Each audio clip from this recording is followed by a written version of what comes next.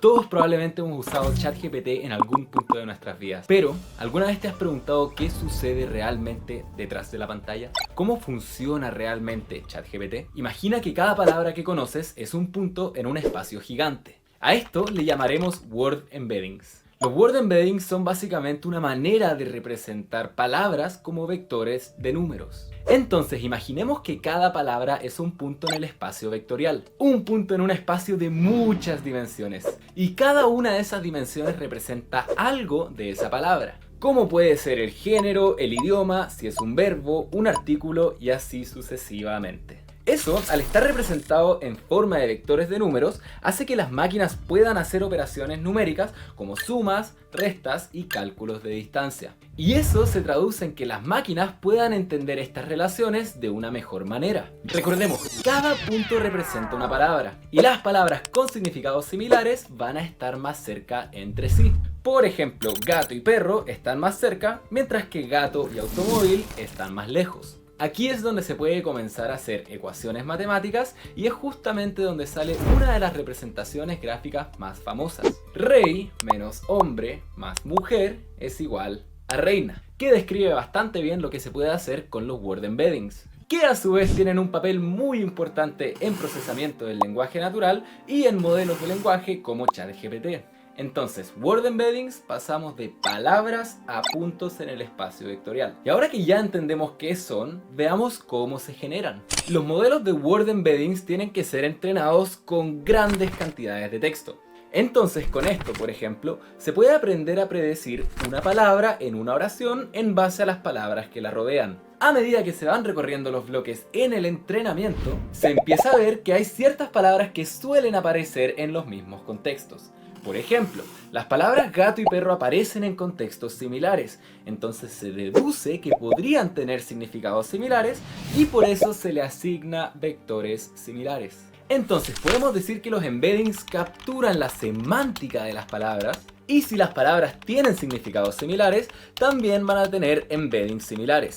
Y además van a tener capturadas las relaciones como la relación de género entre rey y reina o la relación de cantidad entre rey en singular y reyes en plural. Entonces, si le vamos dando pares de palabras y le pedimos que nos devuelva un índice de similaridad, va a relacionar qué tan cerca o qué tan lejos están en el espacio vectorial.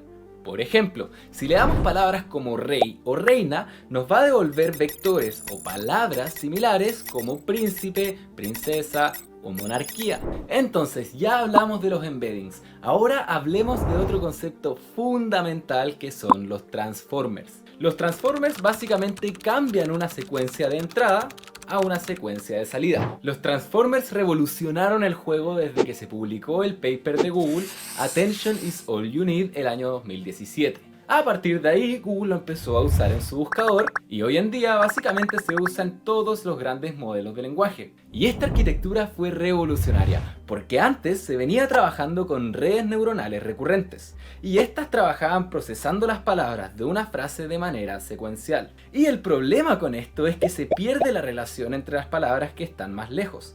O sea, que cuando llegaban a las palabras del final de la oración, capaz ya habían perdido el hilo de lo que decía al principio o cuál era la tarea principal que le habíamos pedido. Entonces la innovación de los transformers y de este paper es que se implementa un mecanismo de atención que procesa toda la frase al mismo tiempo, encontrando qué palabras de la frase tienen más relevancia. Entonces básicamente le presta más atención a ciertas palabras en específico. He ahí el nombre del paper, Attention is all you need. Por ejemplo, si le decimos a ChatGPT, estoy en el colegio cursando un ramo de historia, necesito hacer un ensayo de 1200 palabras sobre la carrera al espacio entre Estados Unidos y la Unión Soviética, lo que va a hacer ChatGPT es asignarle un porcentaje o un índice de relevancia a cada palabra. Se preguntará, ok, lo primero, ensayo. Esto es lo que va a tener un mayor índice en este caso. ¿Por qué? Porque es la tarea principal de lo que le estamos pidiendo. Y bien, ¿ahora de qué se trata? El tema, ¿qué extensión tiene que tener? 1200 palabras. Perfecto, entonces lo importante acá es que a cada palabra le asigna una importancia, una relevancia.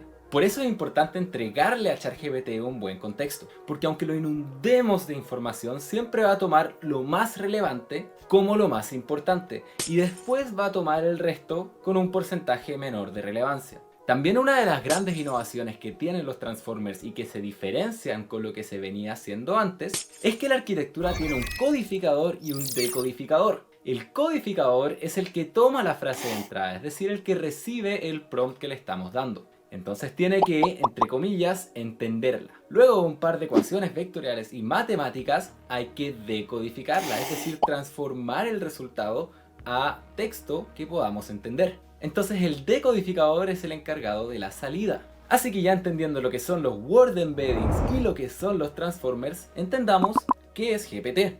GPT es una sigla de Generative Pre-trained Transformer o Transformer generativo preentrenado. Es decir, que es un modelo Transformer preentrenado para que su salida sea generativa.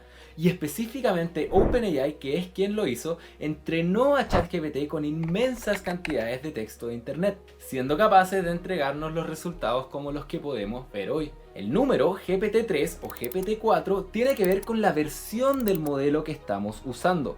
A medida que aumentan el número, es una nueva versión que va saliendo que incluye más parámetros que la anterior. Entonces, GPT lo que hace al final es completar el texto. Por ejemplo, si le damos una oración incompleta como estoy enojado, el resultado de mi examen fue X, GPT tomará ese texto y le agregará una salida de texto que tenga sentido y que sea coherente con lo que le pusimos. Entonces, podría agregar una parte a la frase que sea como estoy enojado, el resultado de mi examen fue muy malo o peor de lo que esperaba y en fin. Pero lo interesante acá es que en GPT no hay una respuesta única, sino que se le asignan muchas probabilidades a distintas palabras y a distintas respuestas posibles. Así que si repetimos esto muchas veces va a ir generando distintas respuestas, pero que hagan sentido. Y todo esto lo hace como lo mencionamos previamente. Agarra el texto que pusimos, los convierte en embeddings, lo pasa por el codificador,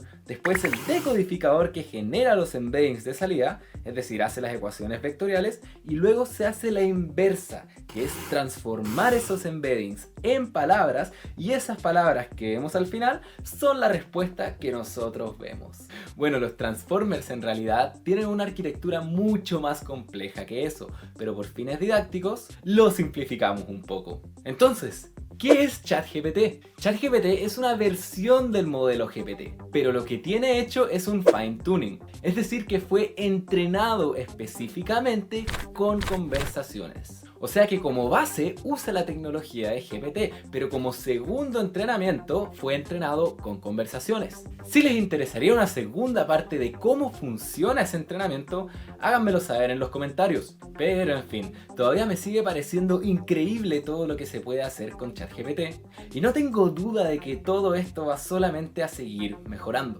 Los modelos se van a ir ajustando, las ventanas de contexto van a ir creciendo, así que la próxima vez que le hagas una pregunta a ChatGPT, recuerda este video y recuerda todo el proceso que hay detrás.